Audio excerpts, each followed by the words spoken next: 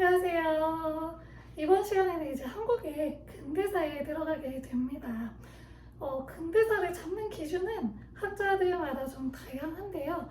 보통 이제 교과서에서는 흥선대원군의 집권기부터 근대사로 배웁니다. 그래서 흥선대원군이 집권을 했는데 흥선대원군은 이름에서 보다시피 조나 종이 붙는 왕이 아니에요. 대원군인데 대원군은 누구냐? 왕의 아빠를 대원군이라고 합니다. 그럼 왕의 아빠가 어떻게 권력을 잡았을까요? 자, 이때 왕이 누군지 봐야겠죠? 이때 왕은 바로 고종이었습니다. 고종이 이제 왕이 올랐는데 이 고종이 나이가 너무 어렸어요. 그래서 고종의 아빠였던 흥선대원군이 섭정을 한 거죠. 그래서 흥선대원군이 집권을 해서 이때는 흥선대원군 집권기에 들어갑니다. 자, 고종이 즉위하면서 이제 흥선대원군이 섭정을 하는데요. 흥선대원군은 어떻게 하면은 이 조선의 왕실을 바로잡을 수 있을까 고민을 했었어요. 왜냐면 우리 지난 시간에 지난 시간에 세도 정치에 대해서 배웠어요. 이 세도 정치로 인해서 왕권이 약해지고 외척 세력이 강화됐다고 했죠. 근데 흥선대원군은 그런 꼴을 못 봤어요. 왕권이 무조건 강해야 했던 걸 이제 바랬던 거죠. 그래서 왕권 강화 정책을 이렇게 시행을 합니다.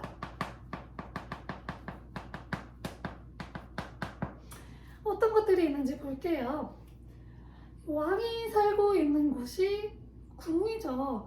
우리가 조선시대의 법궁이라고 하면은 이제 경복궁을 생각을 하는데 임진을 한 이후에 경복궁이 불타게 되면서 왕들이 경복궁에 머물 수가 없었어요.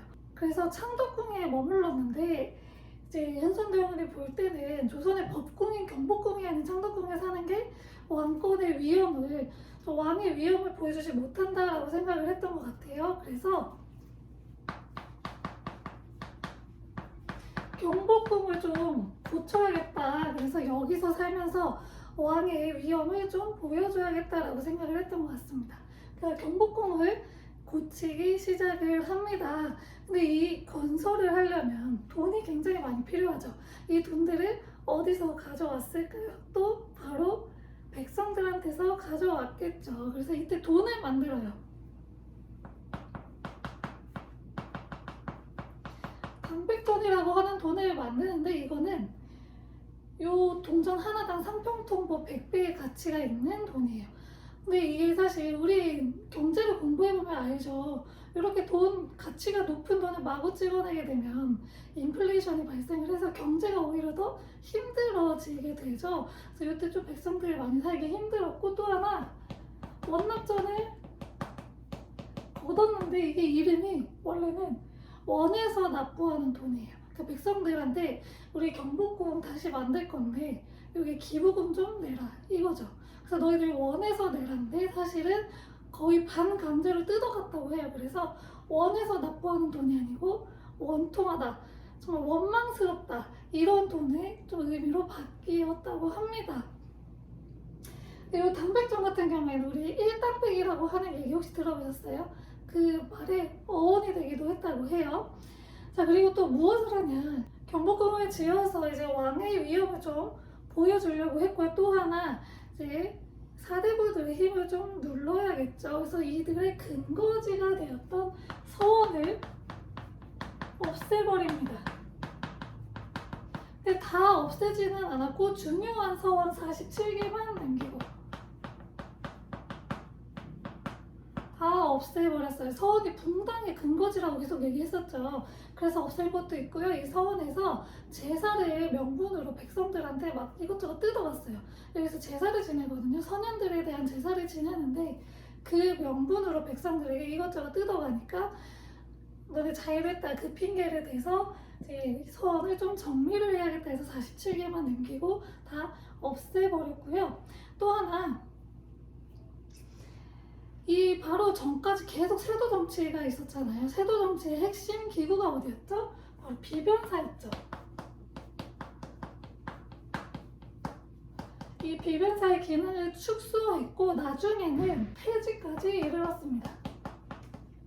그래서 세도 정치의 그런 싹을 잘라버리고 왕권을 더 강화하려고 했습니다. 또 시간이 계속 변하면서, 그리고 이때 이제 제국주의 시대가 시작이 되면서 세상이 급격하게 변하고 있었던 시기였어요. 그런 시기에서 기존의 법들이 맞지 않는 게 생겨나죠. 그래서 이 법을 다시 고쳐서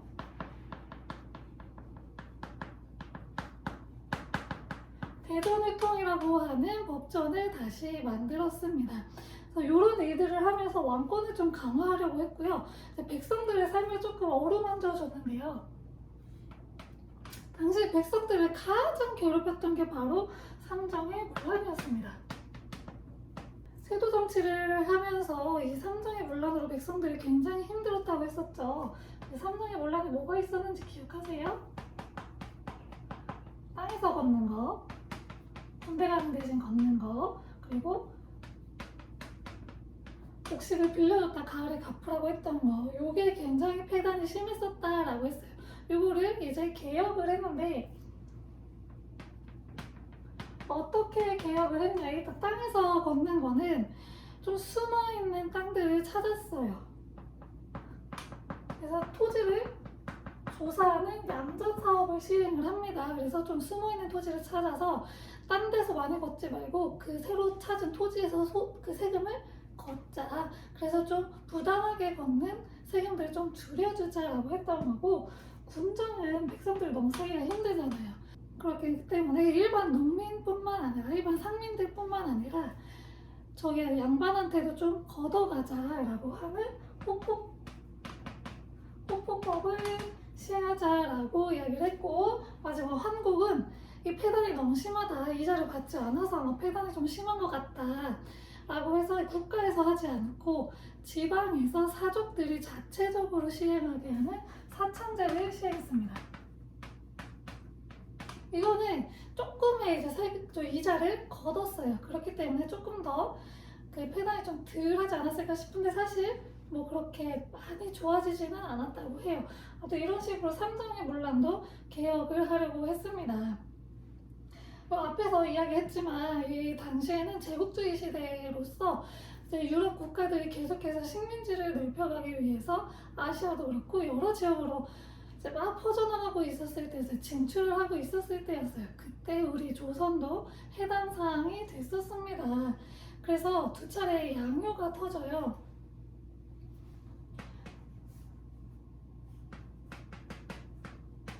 양요는 서양 세력들이 일으킨 소요, 반란 같은 의미예요. 두 차례가 일어나는데 첫 번째는 병인양요입니다. 병인양요는 병인년에 일어났는데, 병인년은 1866년을 이야기해요. 자, 요거는 어느 국가가 왔냐면 프랑스가 우리 국가로 쳐들어왔던 사건이에요. 왜 쳐들어왔을까가 중요하겠죠. 그때 러시아가 막 밑으로 내려오려고 하고 있었어요.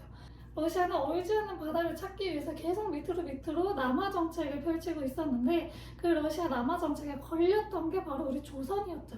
그래서 이 러시아를 견제하기 위해서 남종삼이라고 하는 사람이 흥선대원군한테 가서 제가 러시아 견제할 방법을 알고 있습니다, 바로 프랑스와 연결을 하는 겁니다.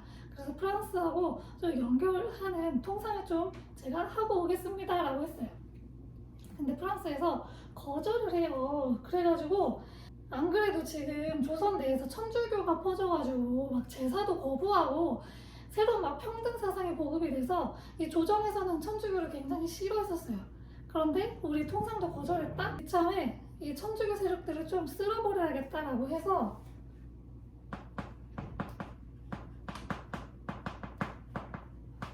병인 박해가 일어나, 이게 천주교 탄압 사건이거든요.